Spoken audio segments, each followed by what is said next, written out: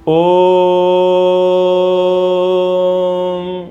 उद्बोध्य स्वाग्नि प्रतिजागृहि त्वमेष्टापूर्ते संसृजेथामयं च अस्मिन् सधस्ते आद्योतरस्मिन् विश्वे देवा यजमानस्य सीदत।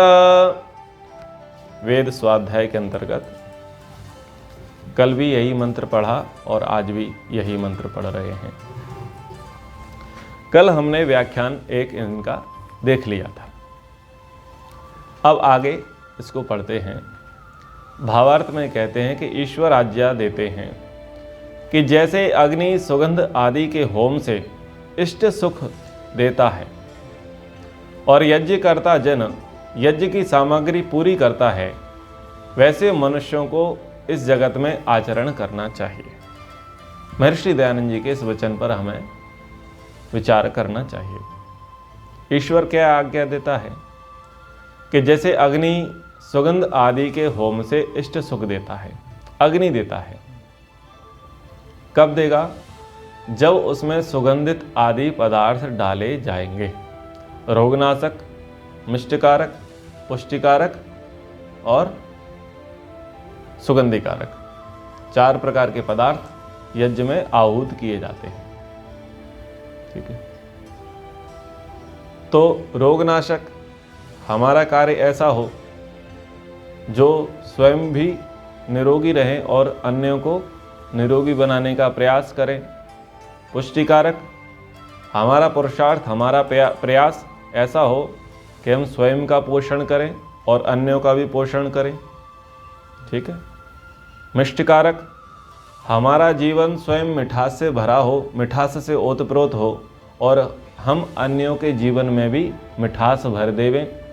सुगंधिकारक, हमारा जीवन सुगंधित हो, सेंटफुल नहीं।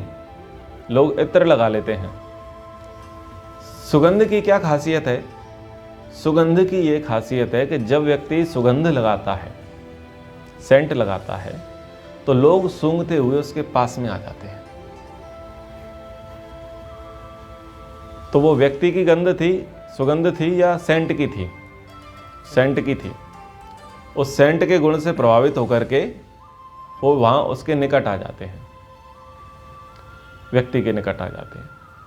तो गुणों में सुगंध होनी चाहिए। व्यक्ति के गुणों में इतनी सुगंध होनी चाहिए कि उसके गुण से प्रभावित होकर के लोग सूंघते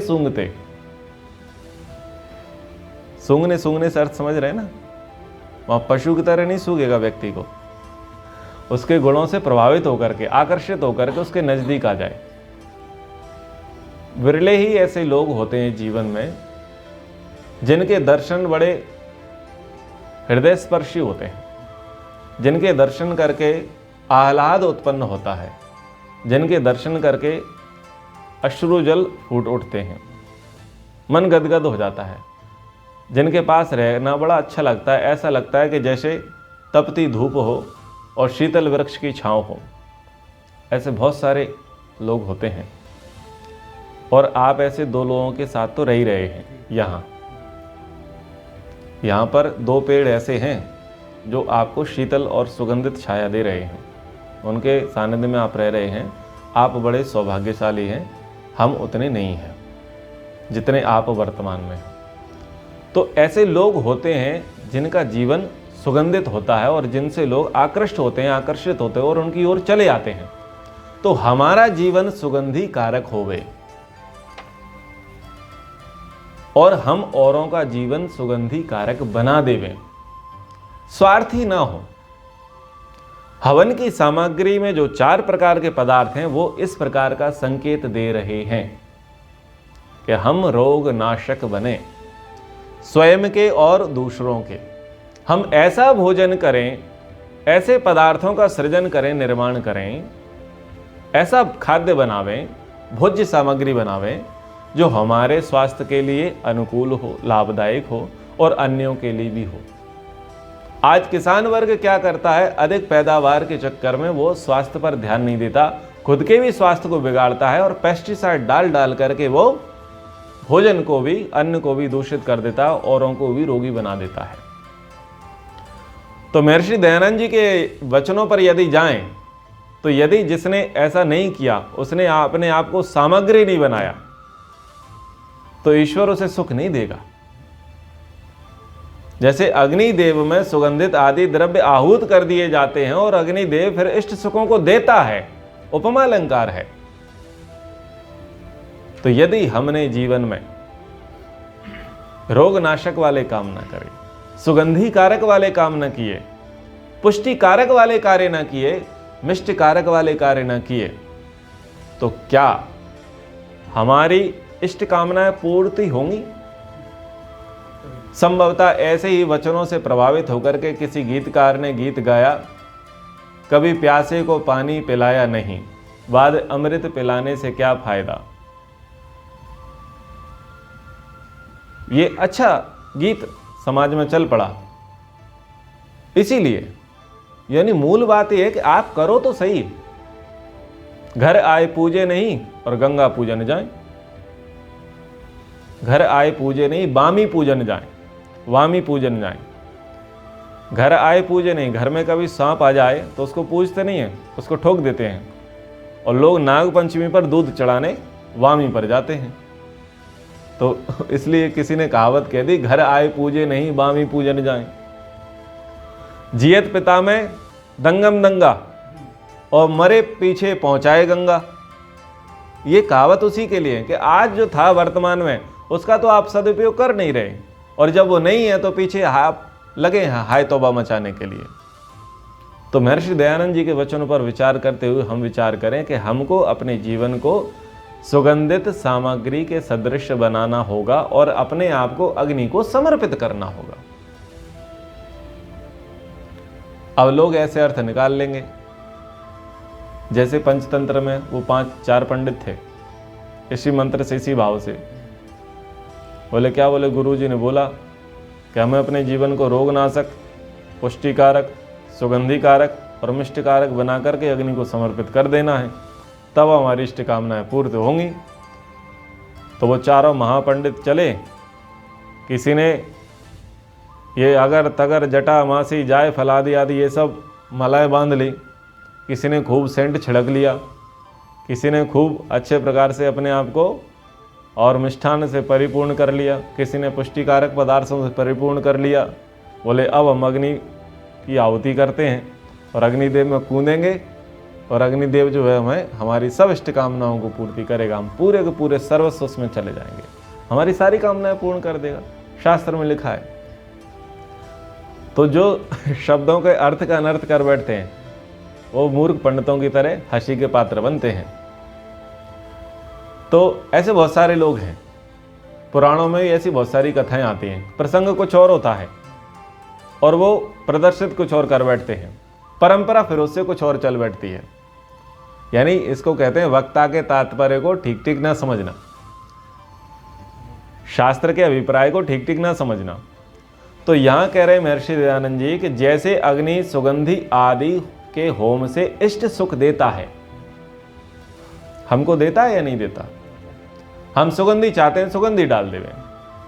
हम मिष्टकारक स्थिति चाहते हैं तो डाल देवें। आप डाल के देखिए, आपको मिल जाएगा। अभी कोरोना काल में लोग बीमार थे तो लोगों ने तुलसी भी डाली, गिलोय भी डाली, नीम भी डाला। क्यों डाला? वो अपने आप को स्वस्थ रखना चाहते थे। और अब तो यज्ञीय चिकित्सा चल पड़ी है। टीबी के रोग, बहुत सारे रोगों के इलाज के लिए प्रयास शुरू हो गए हैं।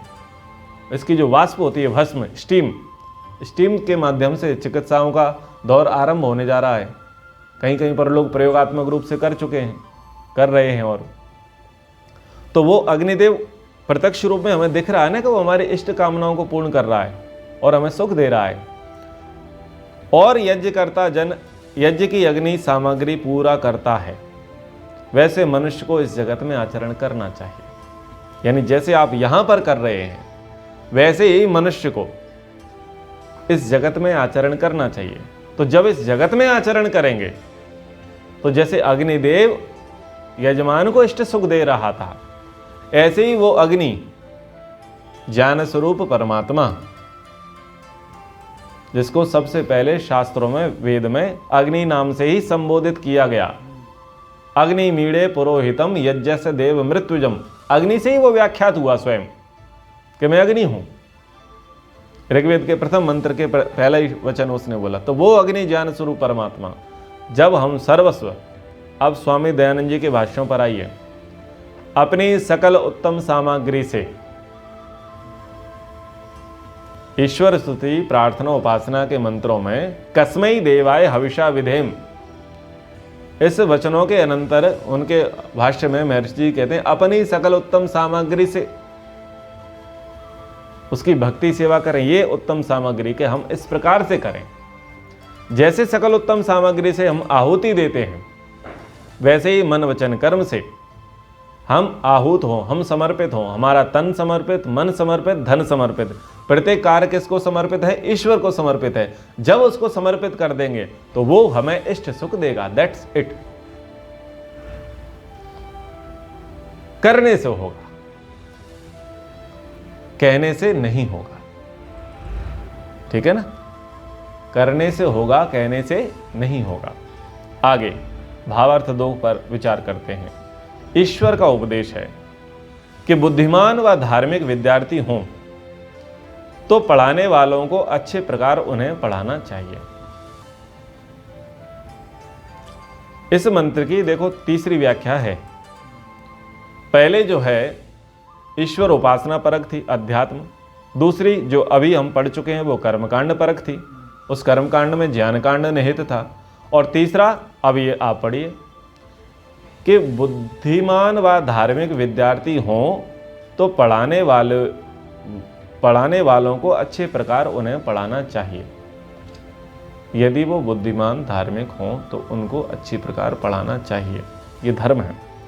जो विद्या की इच्छा से युक्त वह पढ़ाने वालों के अनुकूल आचरण करने वाले हों तथा जो उनके अनुकूल पढ़ाने वाले हों वे परस्पर प्रीति से निरंतर विद्याओं की बढ़ती करें। इनमें दोनों में संबंध है। हमने अग्नि में आहुति दी और अग्नि को वो आहुति इष्ट लगी, तो हमने अग्नि को बढ़ाया और अग्नि ने हमारे हुत द्रव्यों को बढ़ा दिया। एक सामंजस्य है ना वहां भी, गिव एंड टेक। हाँ जी, आपने दिया अपना बेस्ट एंड बेस्ट, जो बेस्ट आपके पास था वो आपने अग्नि को समर्पित कर दिया, और अग्नि के पास जो था उसने अग्नि ने समर्पित कर दिया। उसने सबको डिस्ट्रीब्यूट कर दिया, विस्तार कर दिया।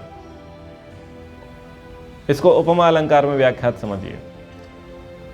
तो जो विद्या की इच्छा से युक्त हों, पढ़ने वाले हों, अनुकूल आचरण करने वाले हों, पढ़ाने वाले के अनुकूल हों, तो वो उनको विधिवत विद्या को पढ़ावें, उनको विद्या देवें, और वे परस्पर प्रीति से निरंतर विद्याओं की बढ़ती करें।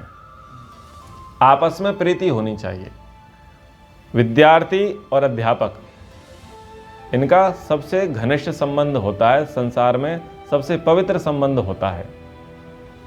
जैसे माता और पुत्र का होता है, गर्भस्थ शिशु का और माँ का होता है, ऐसे ही आचार्य और ब्रह्मचारी का संबंध होता है, क्योंकि दोनों ही निर्माण कर रहे होते हैं।